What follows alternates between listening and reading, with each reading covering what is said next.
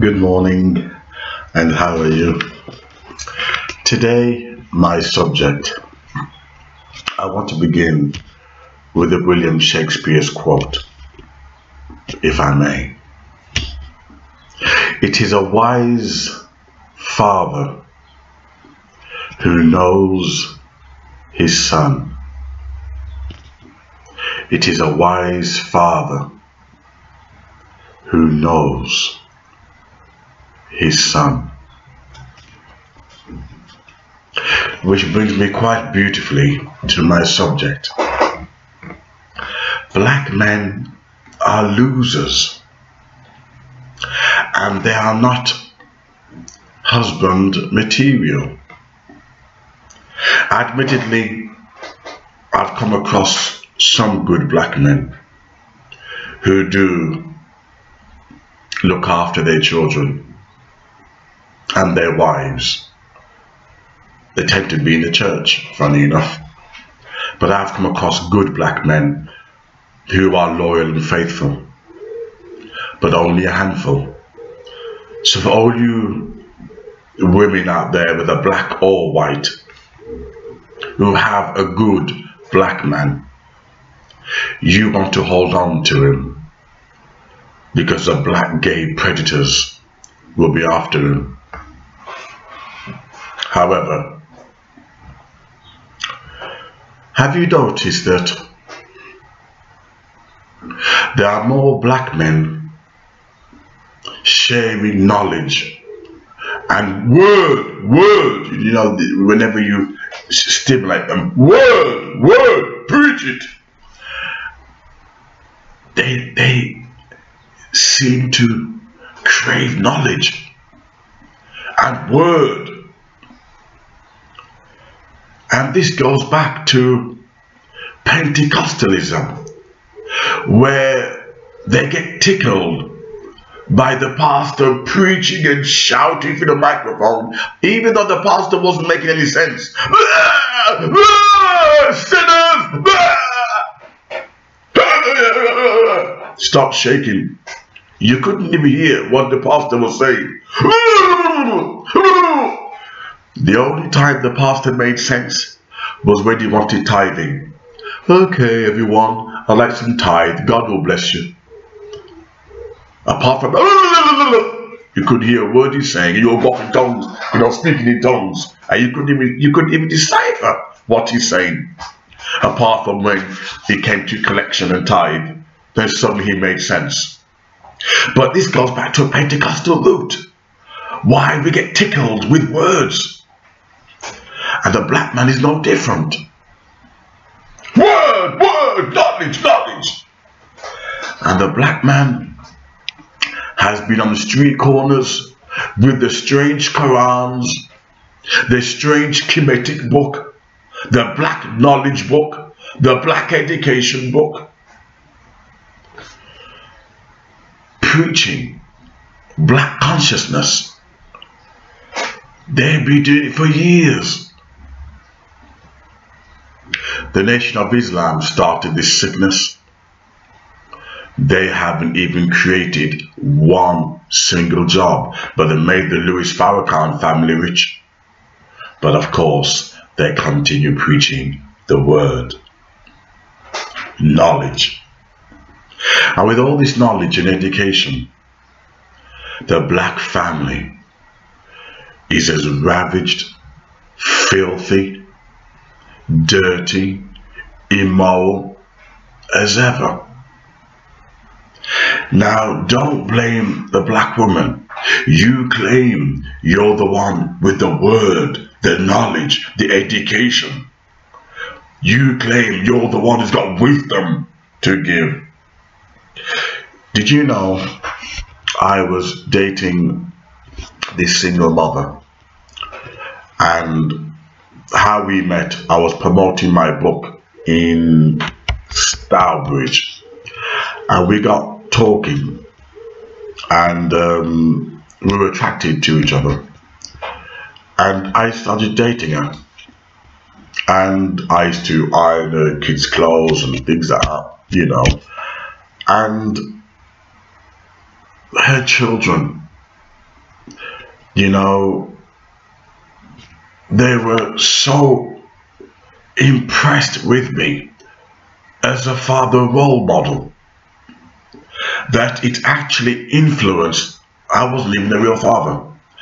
It actually influenced their education and made permanent changes in their behavior. That's what it means to give knowledge, to be able to change your surroundings, your environment. It's all being well standing on a street corner, talking bullshit, and yet your own home is not in order. The reason why me and this woman split up was over something trivial, and that is her friends were jealous that she had a good man. Oh, women get jealous of each other, right? Her friends were jealous. You know, she had a good man who was ironing, you know, the children's clothes, taking them to the park and all that. And they were jealous of her. What? She's got a good man there. And they caused mischief between us. If you got a good man, believe me, you better watch your female friends, especially if they haven't got one. If they haven't got one, they'll put poison between you. And as a result, me and her split up. She regretted it because she went off with her childhood sweetheart, and she said to me, do you know, he can't compete with the kids. He can't compete. Either you love children or you don't. It's as simple as that. You can't fake it. You can't act it. Just to get a woman's panties, you can't act it. And he can't compete. Now, what's interesting is the same way when I'm teaching. I remember a single mother, white woman, and her son was effeminate because he had no father figure around. And she was saying to me, because I'm strong personality, it's a white woman with a white child, not mixed race, white child. She was saying, wow, you know, because he was hanging around with me, he became more masculine. He became stronger in himself. Can you imagine a black man role model to a white male? Doesn't matter what color you are, you can be a role model if your spirit and your character is right. It's nothing to do with nationality and race. If your character and spirit is right, you will create positive changes in your environment, whether you're the biological father or not. Now, what's interesting, with all the black talk you see, they don't talk like this, what I'm just saying. They never talk about family values. They never talk about building a business. Oh, Africa, Africa. You say, what? You want to go back to Africa? You've been talking about this since 1940s and you're still here scrounging up the welfare state. You're still sucking on the teeth of the white man. These black men, they're in a delusion. Meeting up in the corner, the tavern, the local inn, the pub, talking crap. You must have seen them. Always claiming that they're all on Facebook, talking shit. No, we want a race war. We're going to kill the whitey. And they'll talk like this to the rich pensioners until they reach their 80s. They have no strategy, no implementation for business, for economics, for science, for maths. You won't hear them talking about that. In fact, in many of my videos, the reason why I stopped talking about science, black men don't care. I was in a black group, you know, this so-called militant black group, and I said, look, when are you going to teach your sons maths, science and business? Not one black militant took me up on the offer. Not one. What does that tell you? If black people were genuine, why is it that not one took me up on the offer? I said, look, why not compete with good works? If the Bible believes in competing for good works, if you want motivation, sometimes you look at those who are doing well and you compete with them.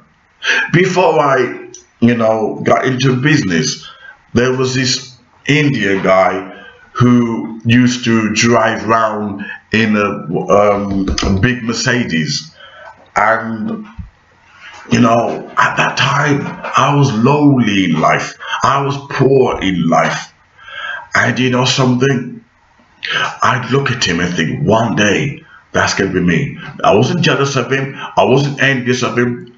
I said, one day that will be me. Now he lost it all and I've gained it all.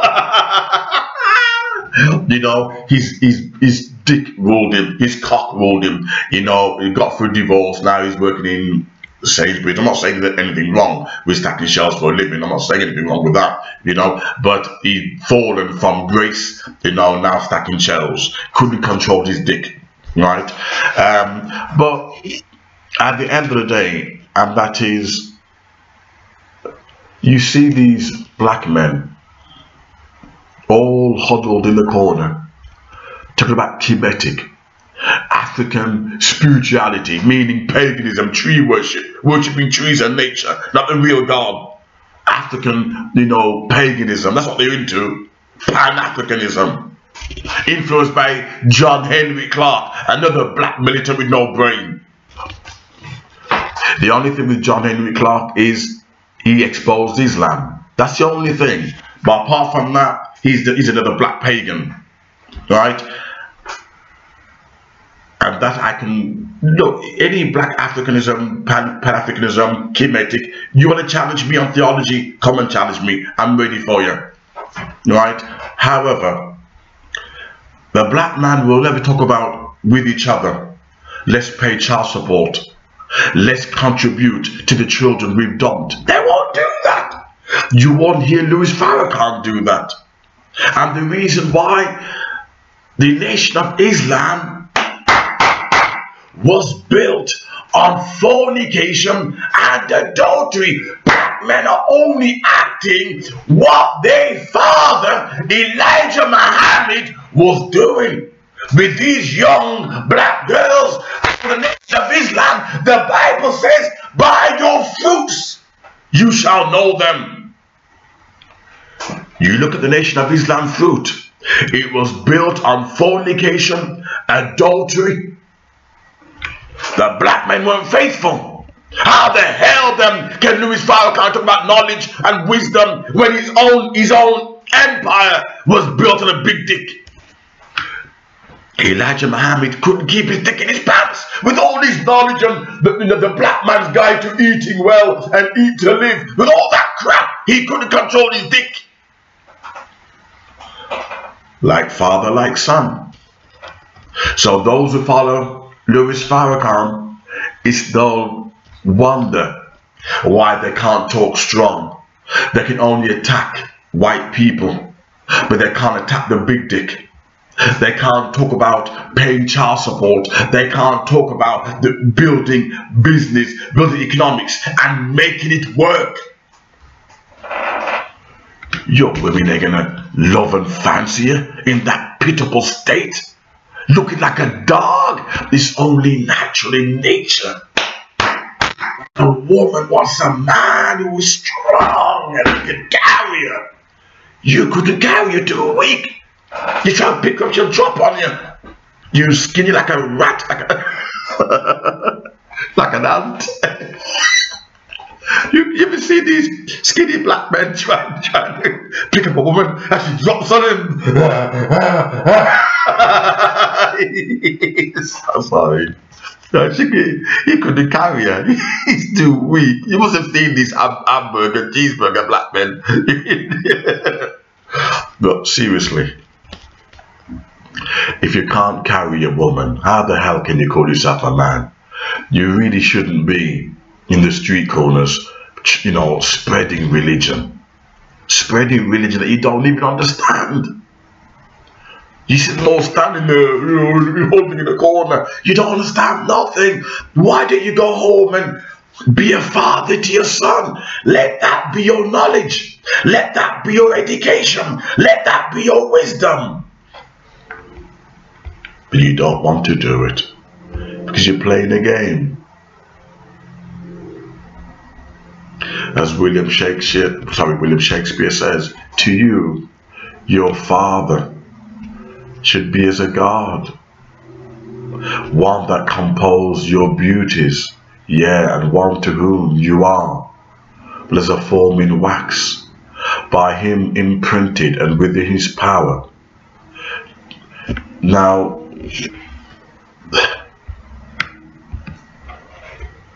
you know, the father should be like a god to the child.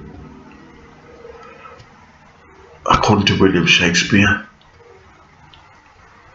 the black son, black men, have never seen their fathers like gods, but they saw their fathers like how he sees himself, a sausage, a dick, a savloy, a prick, a cock, a woodpecker. Can you imagine a father dick and a son dick? And that's how they relate to each other. He doesn't see his father like the divine. He don't see his father like a god, like a role model.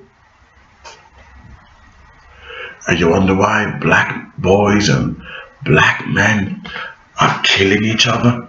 You wonder why. Don't let black men fool you. Black men hate black men. The black dick wants to kill the black dick. There's a civil war going on. The dick versus the dick. The cock versus the cock. There's a civil war going on. They hate each other.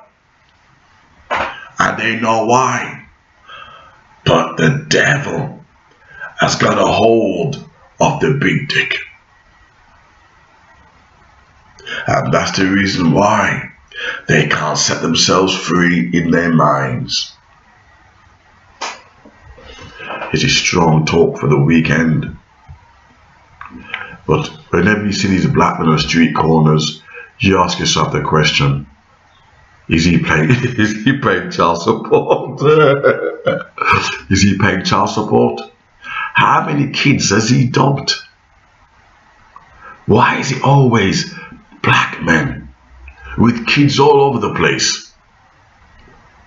You see, I have no children. Let's say, for instance, that I had 2 kids and I was divorced, but I'm still the same person. Black men will say, you see, you got 2 kids too, you got 2 kids too. Never mind if I'm looking after my ex-partner and the children. Never mind that. They just want to get something on you. You see, just to justify their wicked living. Just to justify, there are good black women out there, single mothers having to fight for their integrity, fight for survival. When the big dick did a exodus and went off with the white vagina, the black woman was left by herself to fend for herself. And you call yourself a man? So what if the relationship broke up? You should have maintained contact with your children. Or the black community would not be devastated the way it is. You, the black man, should have got a job, clean yourself up, and be a role model for your children. You can't attack me. So, you're good looking. I know I am. Oh, yeah. You're beautiful. I know I am, baby. Come on, give me compliments. Oh, yeah. You're so sweet. Oh, I know I am.